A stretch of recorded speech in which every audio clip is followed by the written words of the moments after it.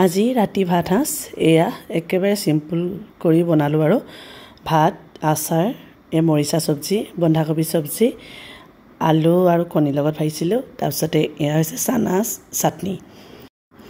এয়া ভাতৰ থালিখন আগত লৈ ললোঁ খাবলৈ মোৰ মাতটো দেখিছে নাই এতিয়াও ভালকৈ অহাই নাই আৰু অলপ অলপ কিবা গৰমো লাগি আছে নহয় জানো বৰষুণ দিছিল যদিও মই মানে ফেনৰ বতাহখন লৈ ল'লে মানে মাতটো আৰুৱে নাইকিয়া হৈ গৈছে এয়া ষ্টাৰ্ট কৰি দিছোঁ আৰু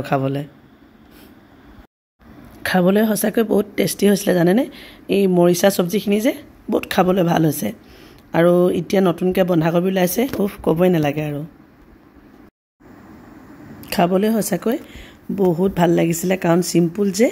চিম্পুলৰ ওপৰত খাই বেছি ভাল লাগে নহয় জানো মই দালি নললোৱে জানেনে